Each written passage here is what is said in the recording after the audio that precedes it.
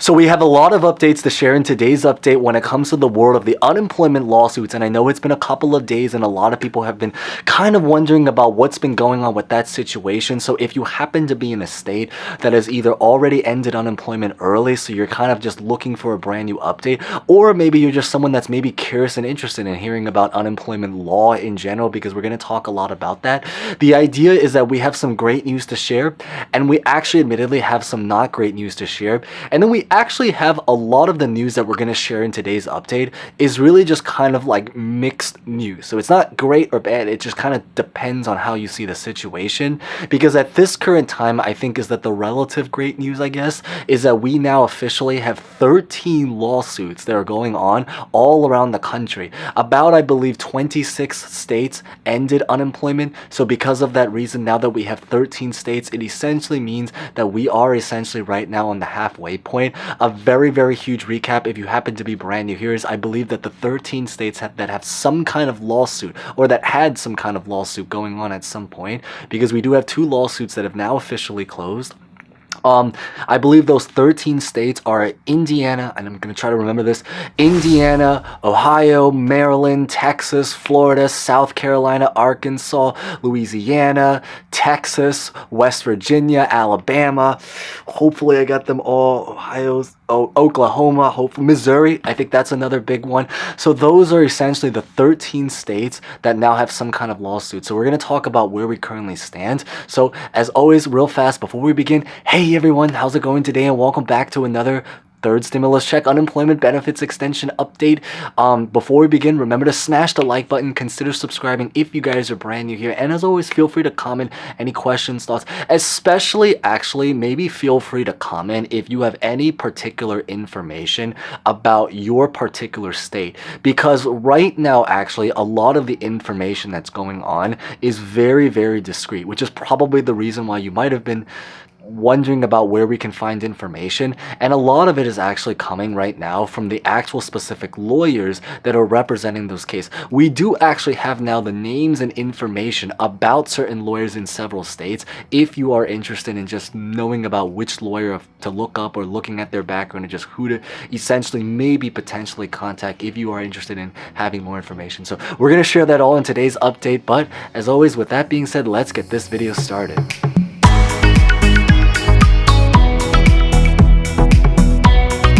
So the first state that we're really going to talk about is Indiana. Now, if I don't get to your state today, just know is that it probably means that your state is still relatively quiet. But I definitely hope to get to most of them. I'll definitely get to Texas. We're going to start with Indiana. I'll get to Texas. I'll get to Florida, and then we'll get to a couple Ohio, and then a couple of the other ones too. So when it comes to Indiana's lawsuit, what really happened in Indiana is that they were essentially the first state that won their lawsuit. But then what happened was that the governor ended up filing an appeal on their part, and they also essentially actually became the first state where the governor actually also won their appeal. So the mixed news, depending on how you look at it, is that the really great news is that people in Indiana have already confirmed, since they won the lawsuit before the governor won the appeal, that they were able to successfully see their money deposited into their bank account, continuously now being paid every single week. And the story is that some people were kind of worrying about what was going on with the appeal case. The story is that the governor did end up winning the appeal, but the relative great news is that what they ended up finding is that for them to end up stripping the unemployment, there is actually a specific rule inside of Indiana where if you wanted to take away the unemployment benefits program, you have to essentially give the state a 30-day warning / notice before you actually physically do that. So why this is a relatively, I guess, great or not so great news, depending on how you see it, is because from the date that they won the appeal, the unemployment program is going to last only 3 more weeks. So I guess it's not so great news, obviously, because we are looking for a 4th extension. Now, I did make a couple videos on the 4th extension, so definitely check that out at the end screen, which I'll put together if you are interested. But the general idea is that because based off of the 3rd stimulus package of where we stand, a lot of the unemployment benefits are going to be ending in the beginning of September. And when the governor actually won their appeal, it was under 30 days before the actual ending. So what that means is that it means that they were successfully able to sync the clock. And now, because of that reason, even though they won their appeal, I think the great news is that it means that they're safe. It means that they can finally keep on collecting, because even if they wanted to enforce the law, by the time they would actually enforce it because of the 30-day notice, the unemployment is pretty much going to be ending regardless anyway. Well, unless they do a fourth extension, so we don't know that, but at least we're able to stay on track to the date that we originally thought that we were going to get unemployment till anyway, which is essentially September 6th. Now, Maryland has an interesting story. So Maryland also was able to win their lawsuit, so another great news, congrats there. In fact, the even greater news that we're going to share in Maryland is that at this current time, I believe, is that the governor in Maryland, they originally tried to file an appeal. I think that they were not able to get their appeal through. And then they did say is that they're willing to give them a chance to essentially try again if they wanted to do an additional appeal. And then they went silent. So why this is a great news is because the reason is that I believe it's believed right now that because they have not really released any information, and because everyone there is already still on unemployment and still continuing unemployment, and because once again is because there's only 3 weeks left because of that reason, it is believed that in Maryland they either already have or they're basically on the verge of officially closing their case, essentially becoming the first state that has now not only won their employment back through an injunction, but has actually physically won it in its case in its entirety. So essentially they can finally close up the folders, they can close the case, they can stamp it, and they finally have a verdict and situation and decision to what they've officially decided. So those are essentially the two great news. Now, the next state that we're going to talk about, the next couple of states, is we're really going to talk about states that have some kind of appeal situation. So the first state that filed their appeal first is going to be in Ohio. So what happened in Ohio is that I believe is that they originally scheduled their hearing on August 18th. So essentially about 1 week ago, August 18th, 2021. And they actually did have their hearing. So that is the really great news. And I believe is that at this current time, they have not released as much information about the aftermath of what happened in their hearing. But what they did say, I believe very, very briefly, is that they currently at this time, based off of what the situation that's going on there, I believe is that they ended up deciding that they're going to need more time to end up making a decision. So what that essentially means is that their decision or their answer is that they don't have a decision and that they need a little bit more time in order to decide. So this is actually relatively, again, mixed news, because at least it means that the case is not closed.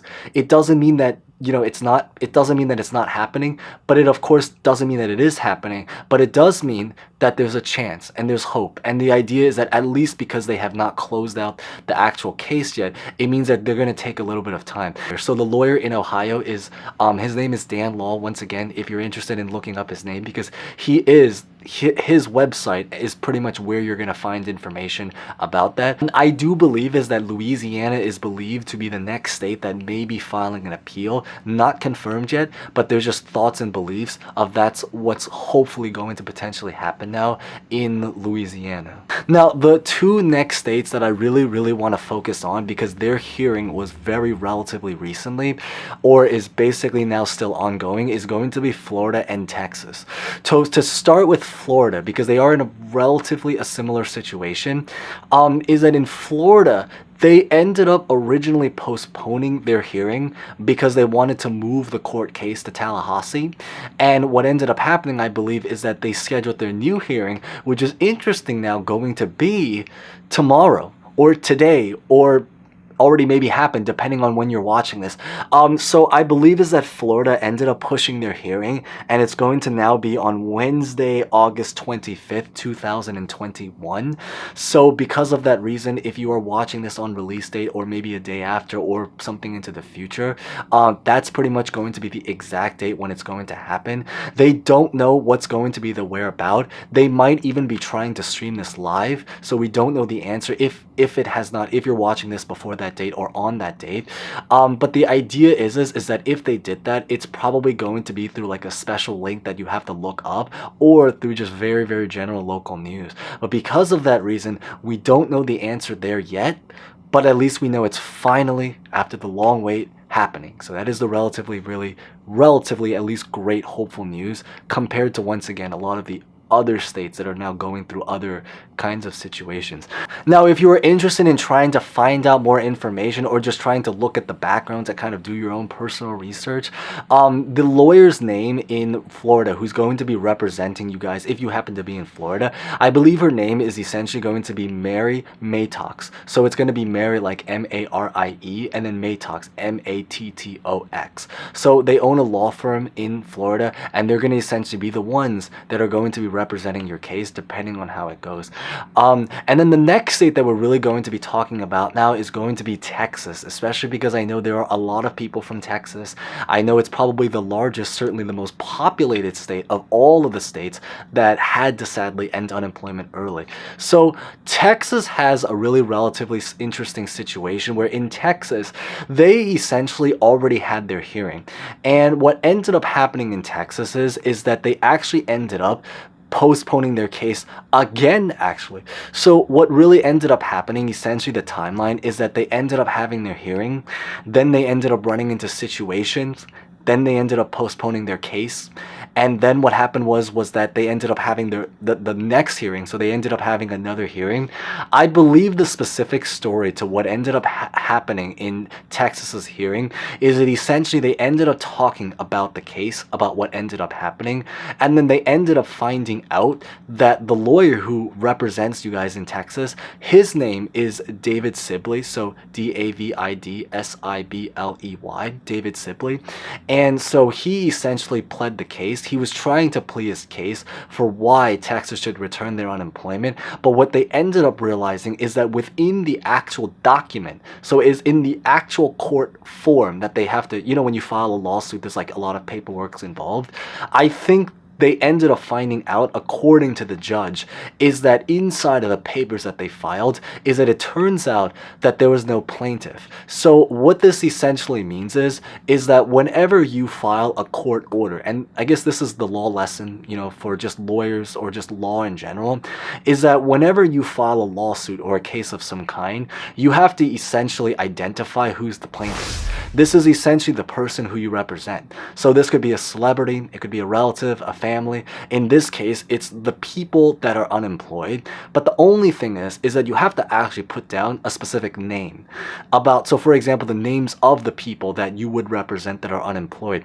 I believe the story is that they ended up not actually realizing that they had to specify a plaintiff, or it's not that they didn't realize it, but what happened was that the plaintiff that they used was essentially just unemployed people. So it wasn't an actual specific person, but the idea is that because they were never able, I know it sounds so silly, but I mean, it is literally what ended up happening. But the idea is that because they never were able to identify a plaintiff, that was the reason why they ended up realizing that the case couldn't really officially go on. I do believe is that because they already scheduled it, they did at the end of the day sit down, they did talk about it, so it wasn't like they just showed up and then left on the spot. So they did end up having their hearing, but what they found out is that because of the plaintiff situation, they have to now postpone the hearing again. And ever since that ended up happening, I believe several days later, Governor Abbott ended up testing positive for the pandemic. Now, he did actually end up testing negative a couple of days later, but ever since that ended up happening, so some people say, was it real? Did it actually happen? Was it a fluke? Or maybe it was genuine? We don't know. Maybe you can feel free to make your particular guess, because all of this is just based off of what he said and based off of what the news said.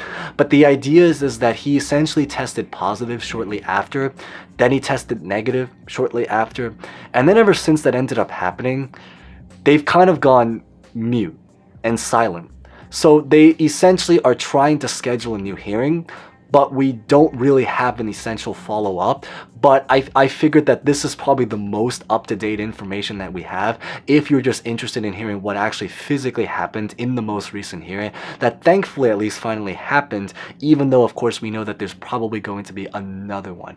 So, but that's pretty much what I really just wanted to cover in Texas if you just happen to be there, because I know there's so many people there. But beyond this, that's pretty much what I also just wanted to cover in today's update. So if I did not get to your state, it probably means that your state is still relatively quiet, so hopefully we'll be able to get to it next time. I just figured is that at the end of the day, even if you are not from the states that we talk about, everything that can happen in all of these states and has already happened in all of these states can also happen in your state as well.